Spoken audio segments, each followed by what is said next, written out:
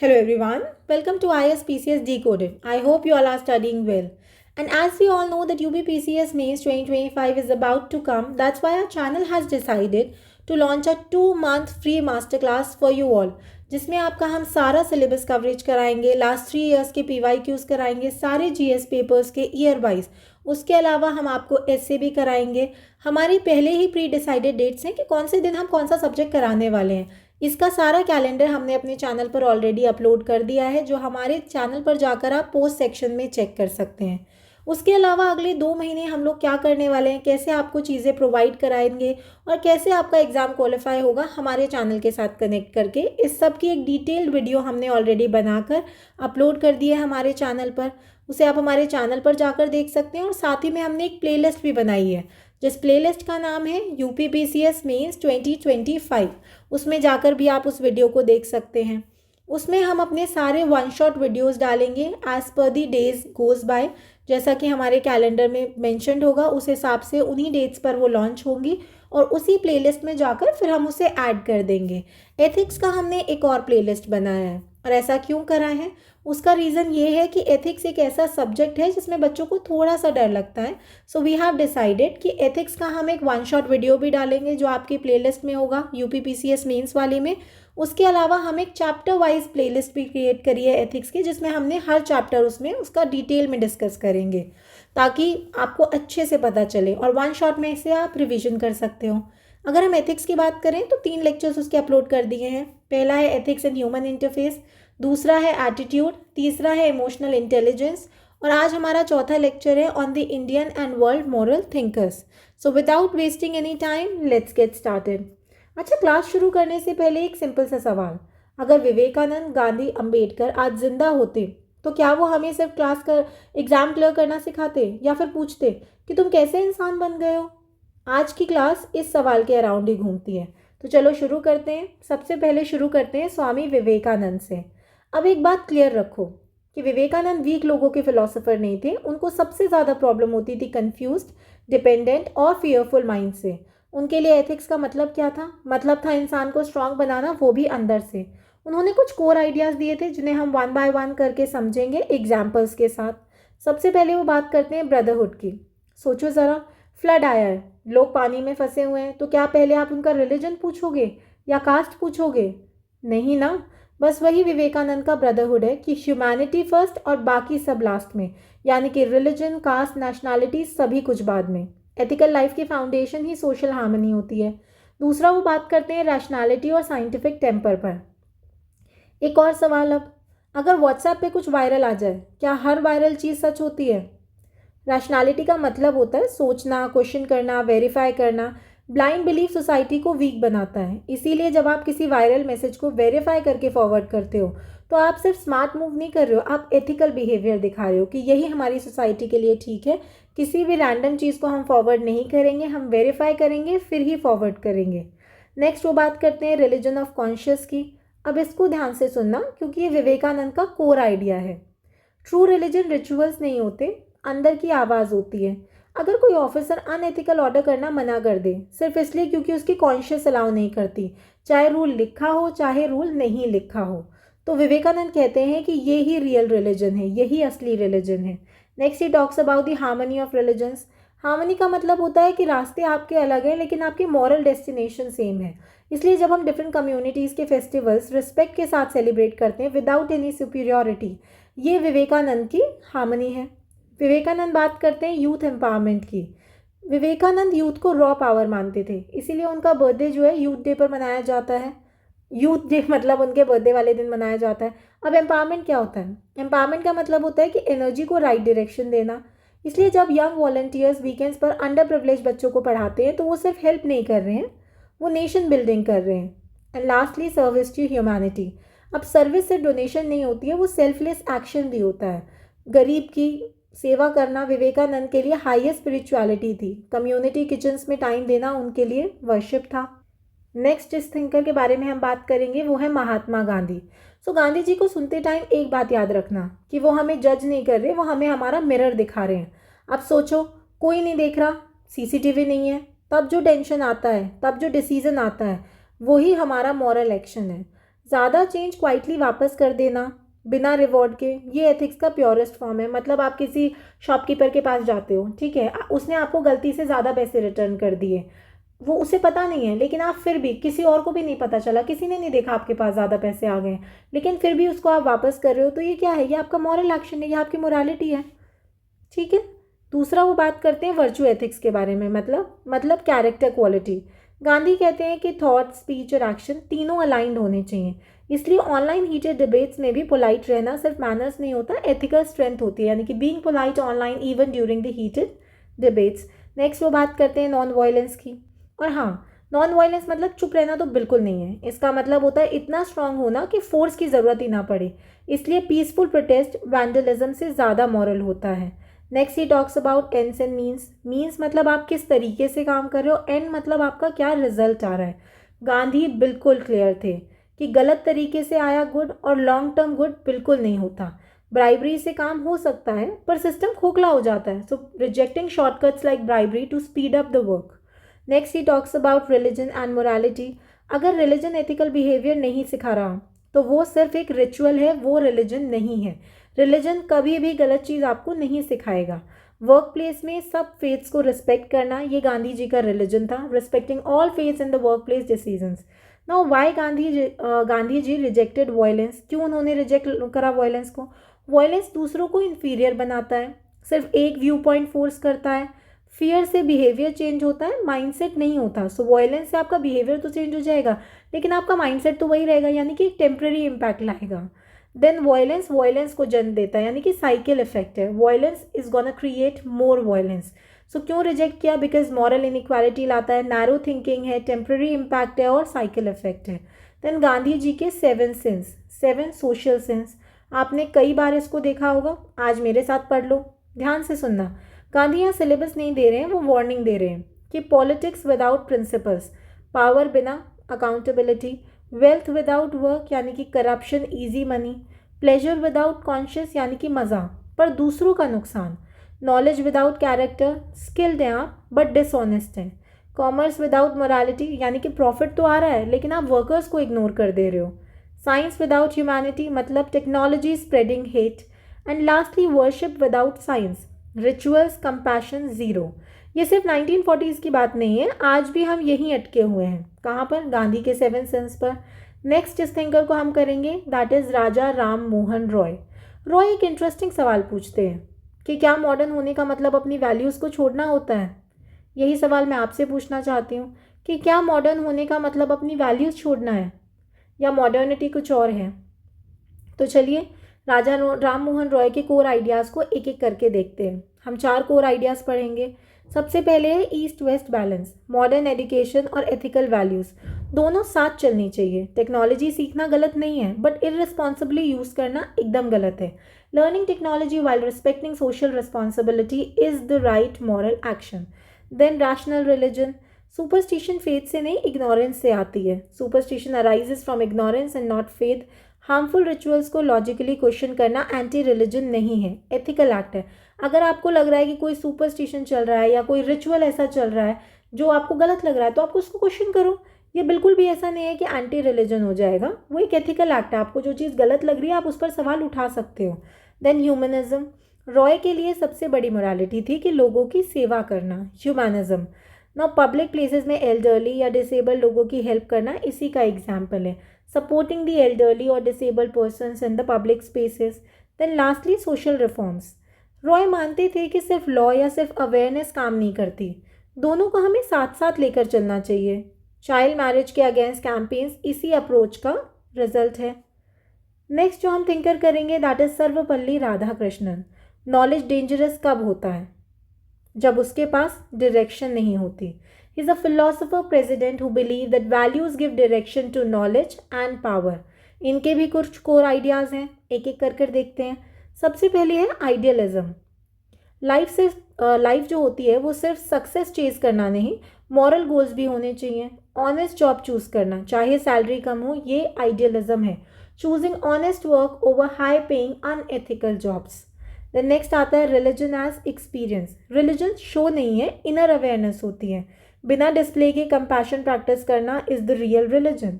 Religion is inner moral awareness, not the rituals. Then next वो बात करते हैं साइंटिफिक स्पिरिट की। क्वेश्चनिंग और क्रिएटिविटी एथिकल स्ट्रेंथ होती है। क्लासरूम डिस्क्रप्शंस इसी स्पिरिट को बिल्ड करती है। नेक्स्ट आता है एजुकेशन विद वैल्यूज़। एजुकेशन का गोल सिर्फ स्किल्स नहीं होता, कैरेक्टर बिल्डिंग होना चाहिए। इसीलिए एथिक कोर्सेज इंपॉर्टेंट होते हैं, ethics courses in schools and colleges, और इसीलिए एथिक्स हम लोग अपने एग्जाम में भी पढ़ रहे हैं।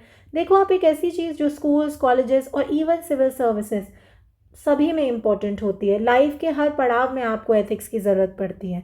नेक्स्ट जो हम थिंकर करेंगे दैट इज़ B.R. अम्बेडकर। बच्चों, जो अम्बेडकर हैं वो एथिक्स की बात सिर्फ बोलते नहीं हैं, उन्होंने उसे कॉन्स्टिट्यूशन में लॉक कर दिया। He was a champion of equality and dignity who transformed ethics into constitutional principles.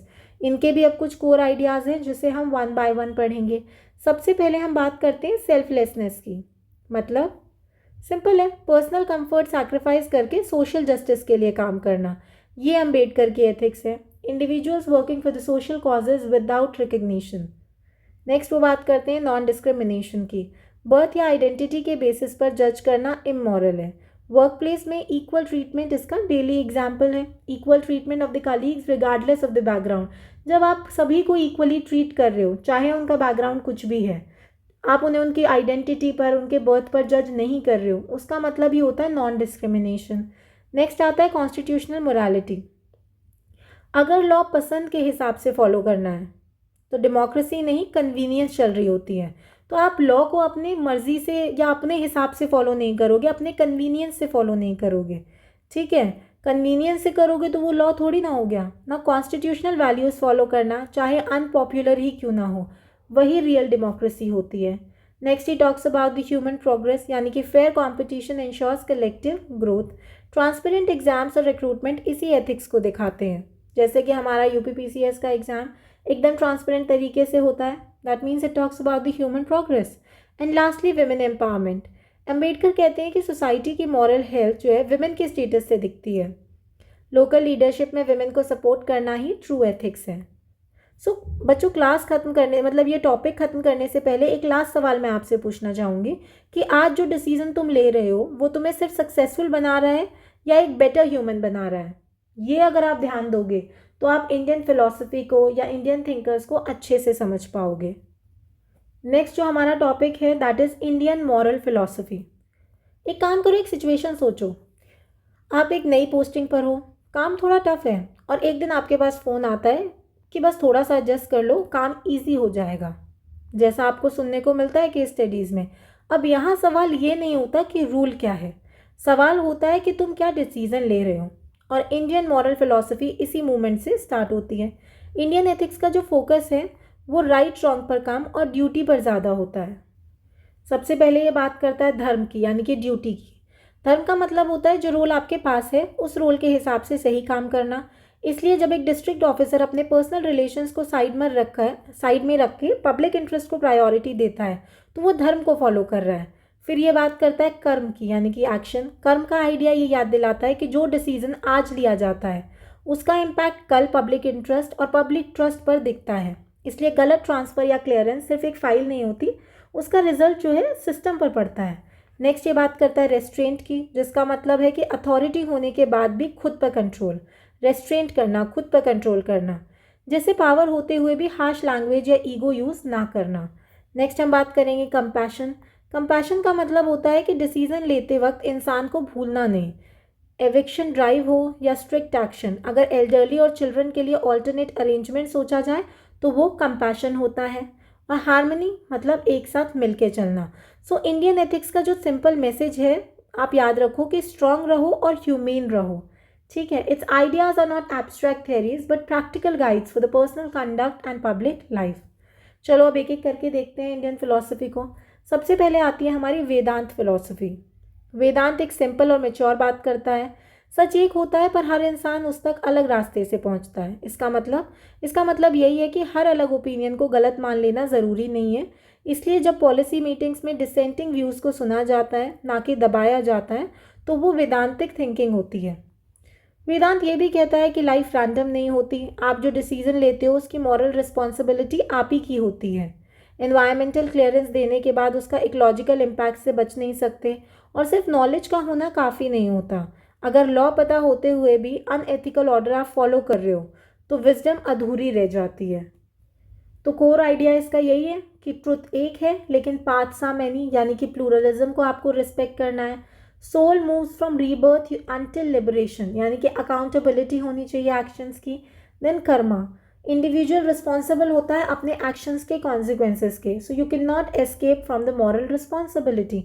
And lastly liberation, freedom comes from knowledge. Knowledge का होना काफ़ी नहीं होता अगर लॉ पता होते हुए भी आप अनएथिकल ऑर्डर फॉलो करोगे, यानी कि ethics and wisdom go together. Power without wisdom becomes blind, governance must be rooted in ethical understanding. Next हम बात करेंगे रामायण और महाभारत की, डिसीजंस के टाइम की कहानियाँ। बेसिकली जो इंडियन फिलॉसफी होती है वो हमें कोई लेक्चर नहीं दे रही है, वो कहानी के थ्रू हमसे पूछती है कि तुम क्या करोगे। तो कुछ कैरेक्टर्स दिए हुए हैं, एक एक करके देखते हैं। सबसे पहले है हमारे पास राम। राम के पास कंफर्टेबल ऑप्शन था, फिर भी उन्होंने पब्लिक ड्यूटी चूज़ की। इसलिए जब कोई ऑफिसर रिमोट पोस्टिंग एक्सेप्ट करता है क्योंकि वहाँ एडमिनिस्ट्रेशन की ज़रूरत है, तो वो राम के डिसीजन को जी रहा होता है। नेक्स्ट हम बात करेंगे हनुमान और राम का रिश्ता। वो बॉस और एम्प्लॉय जैसा आप तो बिल्कुल भी नहीं था, बल्कि ट्रस्ट और रिस्पेक्ट पर बेस्ड था।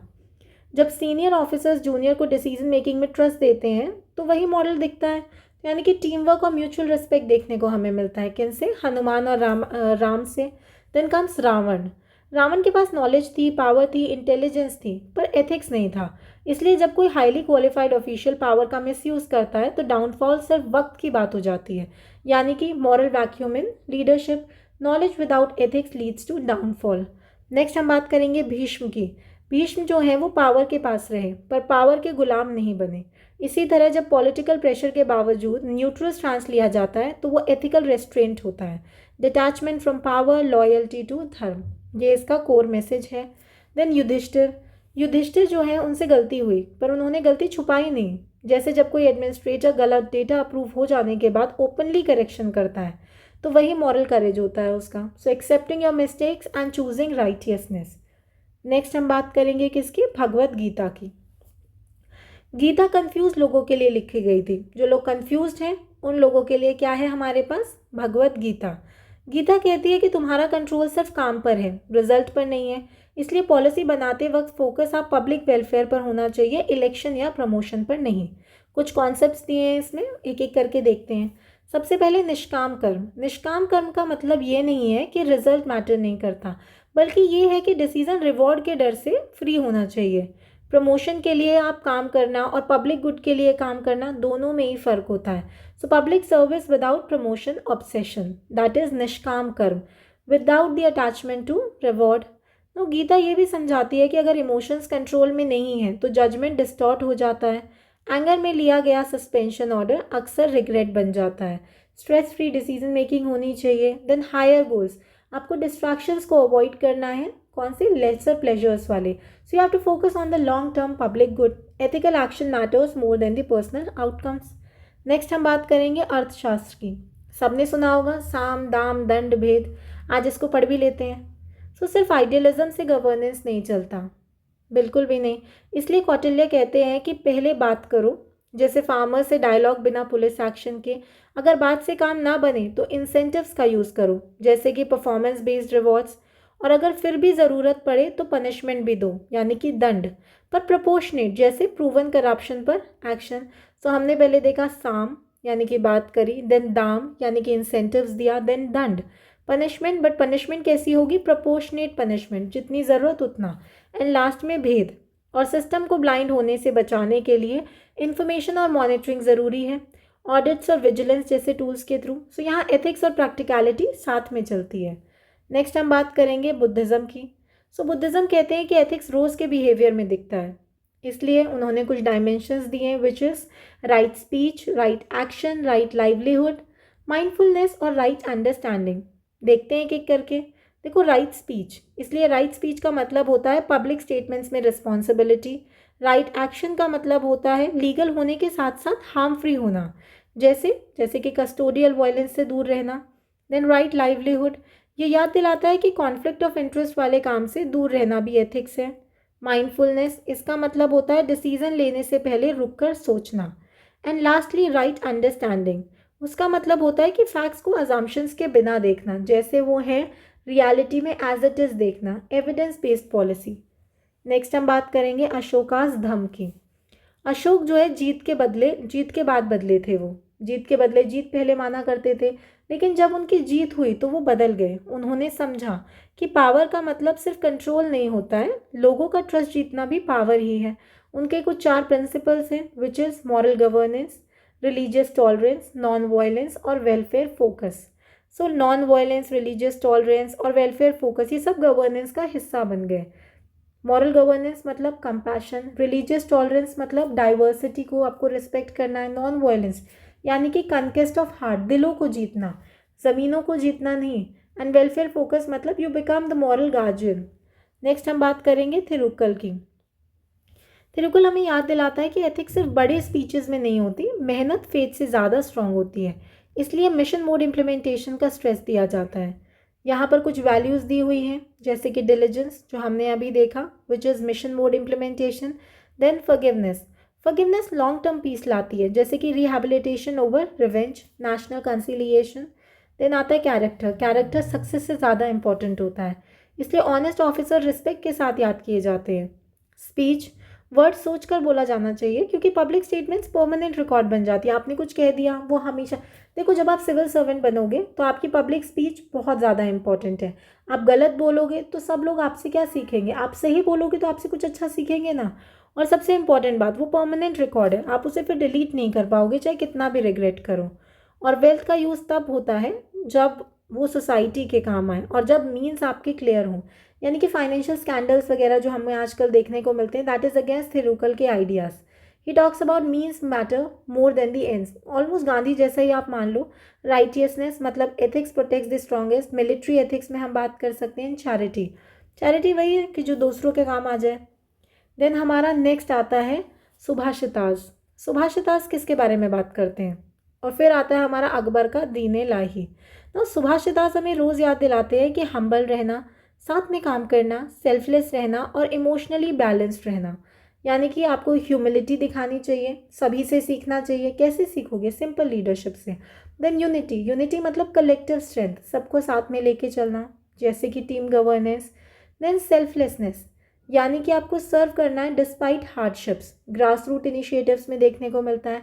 देन सेरेनिटी, सेरेनिटी मतलब you have to live in present, emotional balance होना चाहिए। देन आता है हमारा अकबर का दीन लाही। अकबर का एक्सपेरिमेंट सिंपल बात कहता है कि यूनिटी जो होती है हम उसे फोर्स से नहीं कर सकते, फोर्स से नहीं आएगी वो कभी भी, वो आएगी रिस्पेक्ट से। तो उनके आइडियाज़ थे फेथ फ्रीडम, यानी कि respect of all belief system, सारे बिलीफ सिस्टम का आपको रिस्पेक्ट करना है। यूनिवर्सलिज्म, यानी कि आप यूनिफॉर्मिटी को फोर्स नहीं कर सकते, वो रिस्पेक्ट से आएगी। एंड हार्मनी, यानी कि सबको साथ लेके चलना है, सोशल कोहेजन होना चाहिए। ठीक है, अब एक काम करो, अब वापस उस ऑफिसर पर आते हैं।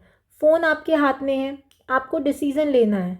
इंडियन मॉरल फिलॉसफी का जवाब सिंपल है, अपनी ड्यूटी याद रखो, इंसान को मत भूलो और पावर को कंट्रोल में रखो। GS4 हो या फिर आपकी लाइफ हो, बस इतना ही आपके लिए काफ़ी है। So Indian moral philosophy teachers that power without ethics collapses, ethics without action remains incomplete, and true leadership lies in balancing duty, compassion and restraint.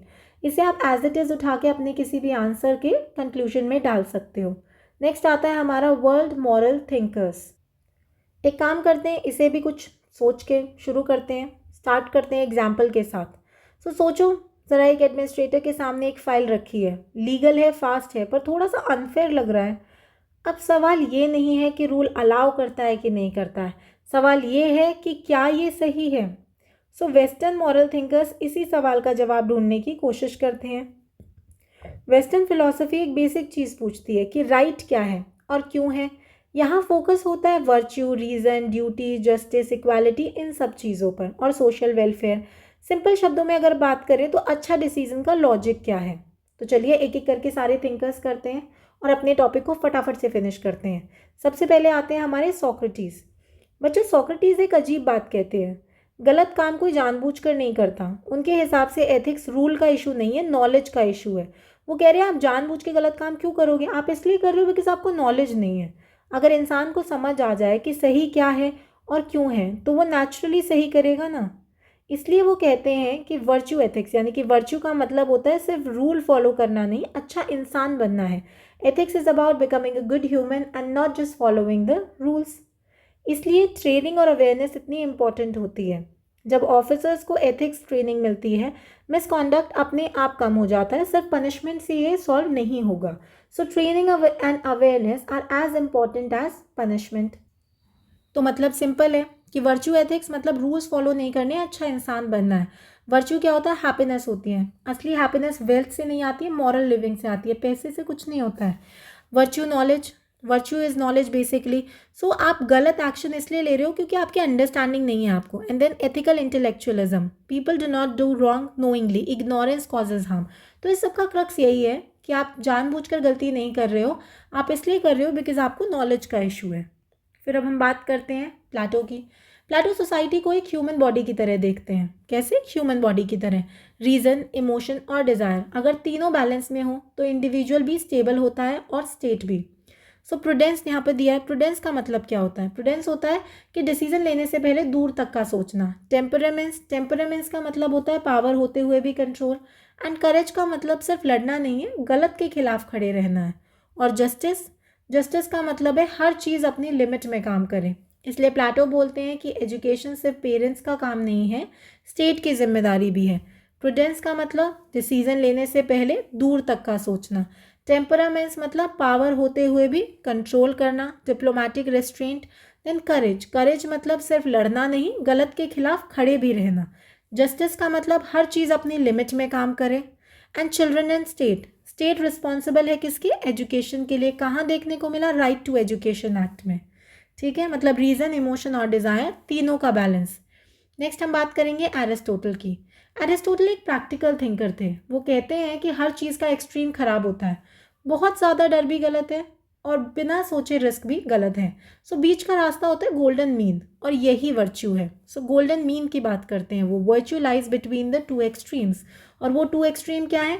ना तो ज़्यादा गलत और ना ही बिना सोचे। ठीक है, फिर वो बात करते हैं हैप्पीनेस की। मतलब हैप्पीनेस का मतलब होता है उनके लिए लग्जरी नहीं है, पर्पस के साथ जीना है, यानी कि living a rational meaningful life.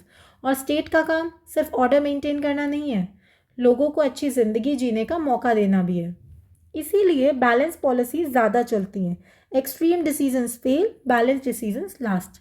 Next हम देखेंगे कार्ल मार्क्स, जो कि इनइक्वालिटी की वार्निंग देते हैं, सोशल जस्टिस और चेंज की बात करते हैं। चलिए इनके भी कॉन्सेप्ट देख लेते हैं एक एक करके। मार्क्स जो है वो एक वार्निंग देते हैं, अगर इनइक्वालिटी को इग्नोर किया गया तो सिस्टम स्टेबल नहीं रहेगा।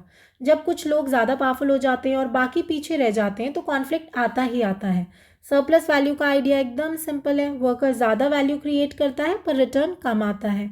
और जब इनजस्टिस लंबी चले, रिफॉर्म या रेजिस्टेंस आता ही आता है। इसलिए लेबर लॉज, वेलफेयर लॉज सिर्फ जनरॉसिटी नहीं होते, स्टेबिलिटी के टूल्स होते हैं। इन क्रक्स कार्ल मार्क्स बात करते हैं सोशल चेंज की, जैसे कि लेबर मूवमेंट्स के थ्रू, क्लास स्ट्रगल की, ट्रेड यूनियंस के थ्रू, सरप्लस वैल्यू की, वेज डिस्प्यूट्स के थ्रू, और डायलेक्टिकल चेंज की, जो कि सोशल रिफॉर्म्स लॉज के through. So inequality ignore today becomes unrest tomorrow. आज इनइक्वालिटी को इग्नोर करोगे तो कल अनरेस्ट होगा ही होगा। नेक्स्ट हमारा आता है John Stuart Mill. He talks about happiness with freedom. Mill एक प्रैक्टिकल सवाल पूछते हैं, इस डिसीजन से सबसे ज़्यादा फायदा किसको होगा? यूटिलिटेरियंस का मतलब है, देखो इनके प्रिंसिपल्स हैं, यूटिलिटेरियनिज्म, एथिकल ऑल्ट्रुइज्म और लिबर्टी। सबसे पहले यूटिलिटेरियनिज्म, इसका मतलब होता है greatest good for greatest number, यानी कि ज़्यादा से ज़्यादा लोगों का भला होना, जिसे हम disaster relief, vaccination drives, public transport वगैरह में देख सकते हैं। ये सब इसी लॉजिक पर चलते हैं। पर मिल एक और बात क्लियर करते हैं कि फ्रीडम तब तक अलाउड है जब तक दूसरों को हार्म ना हो, और इसीलिए लिबर्टी और रिस्पॉन्सिबिलिटी साथ चलती हैं। Policies must maximise social welfare and not the elite comfort. Ethical altruism क्या है? कम्युनिटी किचन्स में देखने को मिल सकता है। Individual sacrifice for the social welfare, यानी कि आप अपने ऊपर ध्यान ना दे रहे हो, क्यों? क्योंकि आप सोशल वेलफेयर के बारे में सोच रहे हो। देन लिबर्टी, लिबर्टी मतलब फ्रीडम, अगर दूसरे को हार्म नहीं हो रहा है और आप दूसरे को आप हार्म नहीं कर रहे हो तो वो लिबर्टी है। फ्रीडम तब तक अलाउड है जब तक दूसरे का हार्म ना हो, जैसे कि डेमोक्रेटिक राइट्स। नेक्स्ट हमारा आता है इमैनुअल कांट। कांट बहुत स्ट्रिक्ट लग सकते हैं पर एथिक्स को स्ट्रांग बनाते हैं। तो वो कहते क्या हैं? वो कहते हैं कि जो रूल आप खुद के लिए चाहते हो वही सबके लिए चाहो। अगर ब्राइबरी गलत है तो हर सिचुएशन में गलत है। कन्वीनियंस के हिसाब से एथिक्स चेंज नहीं होती। और सबसे इम्पॉर्टेंट बात, इंसान को टूल मत बनाओ, ट्रीट ह्यूमंस एज एंड्स। हर इंसान ह्यूमन डिग्निटी को रिस्पेक्ट करे। रूल ऑफ लॉ इसी सोच से निकलता है। Ethics can not change with convenience. वो बात करते हैं कैटेगोरिकल इम्पेरेटिव्स की, ट्रीट ह्यूमंस एज एंड्स की एंड ड्यूटी बेस्ड एथिक्स की। आपको ब्राइबरी नहीं लेनी है। You have to act by principles you want universalised, यानी कि जो आप खुद के लिए चाहते हो वो सबके लिए चाहो। ह्यूमन सेंट्रिक, यानी कि पीपल जो हैं, लोग जो हैं, वो कोई टूल नहीं है, उन्हें रिस्पेक्ट मिलनी चाहिए। राइट एक्शन मैटर करता है, रिजल्ट मैटर नहीं करता, यानी कि ड्यूटी बेस्ड एथिक्स। नेक्स्ट हमारे आते हैं जॉन रॉल्स। रॉल्स एक इंटरेस्टिंग एक्सपेरिमेंट करते हैं। सोचो आपको नहीं पता आप रिच हो या पुअर, पावरफुल हो या वीक, आप पॉलिसी बनाओ ज़रा, तब जो डिसीजन आएगा वही एक्चुअली फेयर होगा। डिफरेंस प्रिंसिपल, लिबर्टी प्रिंसिपल मतलब equal basic freedoms for all. जैसे कि हमारे कंट्री में फंडामेंटल राइट्स हैं, सबके लिए इक्वल बेसिक फ्रीडम्स। देन आता है डिफरेंस प्रिंसिपल। इसका मतलब होता है कि इनइक्वालिटी तभी अलाउड है जब वीकेस्ट को बेनिफिट मिले। Inequality only if the weakest benefit. इसके एग्जाम्पल्स क्या हैं? पीडीएस, रिजर्वेशन वगैरह। सो इसीलिए welfare schemes, reservations, free education ये चैरिटी नहीं है, जस्टिस के टूल्स हैं। देन आता है हमारा वेल ऑफ इग्नोरेंस, यानी कि decide without knowing your status. Well का मतलब होता है जाल, यानी कि पर्दा, घूंघट समझ लीजिए। तो अब आपके सामने एक पर्दा है, वेल है इग्नोरेंस का। अब आपको नहीं पता है कुछ भी, अब लो आप अपना स्टेटस जाने बिना, डिसाइड करो, डिसीजंस अब लो। तो अब जो पॉलिसी बनेगी वो फेयर होगी। तो इनके हिसाब से justice means fairness and not uniformity. एक क्विक रिवीजन देख लेते हैं। सॉक्रेटिस, समाज बदलेगी, बिहेवियर बदलेगा। देन प्लेटो, बैलेंस के बिना जस्टिस नहीं हो सकती। एक लाइन में याद करो। एरिस्टोटल, एक्सट्रीम फेल करते हैं, अगर आप एक्सट्रीम्स में जाओगे तो वो फेल करते हैं। तो ये प्रैक्टिकल वर्च्यू की बात कर रहे हैं। मार्क्स कहते हैं इनइक्वालिटी सिस्टम तोड़ती है, यानी कि इक्वालिटी और चेंज होना चाहिए। मिल बात करते हैं वेलफेयर और फ्रीडम की, वेलफेयर और लिबर्टी की। कांट बात करते हैं कि ड्यूटी कभी फ्लेक्सिबल नहीं होती, ड्यूटी और डिग्निटी की। और रॉल्स बात करते हैं फेयरनेस एंड जस्टिस की, यानी कि फेयरनेस बिफोर कंफर्ट। सो तो जब आप एक डिसीजन ले रहे हो, रूल्स याद हैं, प्रेशर भी है। वेस्टर्न पॉलिटिकल जो थिंकर्स हैं वो एक सिंपल सवाल पूछते हैं कि क्या ये डिसीजन इंसाफ, डिग्निटी और वेलफेयर के साथ खड़ा हो सकता है? अगर जवाब हाँ है तो आप सही जगह पर हो। So basically western thinkers remind us that good governance is not just efficient but ethical also. True leadership balances duty, welfare, freedom and justice. इसी के साथ हमारा ये चैप्टर खत्म होता है। आई होप आपको समझ आया होगा। एक दो बार और सुन लेना, एग्जाम में इससे ज़्यादा कुछ भी नहीं आएगा। जब हम यूपीपीसीएस की बात करते हैं तो बिल्कुल डायरेक्ट क्वेश्चंस आते हैं, तो ज़्यादा एनालिटिकल में मत घुसना, वरना आप खुद के फेलियर को खुद ही सेलिब्रेट कर रहे हो और खुद ही इनवाइट कर रहे हो। मिलते हैं नेक्स्ट वीडियो के साथ, जो कि परसों आएगी। किस पर, कौन से टॉपिक पर? ह्यूमन वैल्यूज़ पर। कब आएगी? 22 दिसंबर को। कहाँ से मैं बता पा रही हूँ आपको ये? क्योंकि हमारे कैलेंडर में ऑलरेडी मैंशनड है। उसके अलावा डेली हमारे द हिंदू के एडिटोरियल्स का सिंप्लीफिकेशन आता है दोपहर को 4 बजे, या आप उसे शाम को 4 बजे कह सकते हैं, ताकि जब तक आप अपना द हिंदू कंप्लीट कर चुके हों, जो भी आपको क्लैरिफिकेशन चाहिए आप हमारी वीडियो से आकर ले लो। कल मिलेंगे द हिंदू के साथ, और परसों मिलेंगे आपके साथ एथिक्स के 5th वीडियो पर, which is about human values. Till then study hard. सारे आप ये इतने वीडियोज़ रिवाइज करो बाकी के एथिक्स के, और अच्छे से क्वालिफाई करो अपने एग्जामिनेशन को खूब सारा पढ़ के। चलो, best of luck, study hard.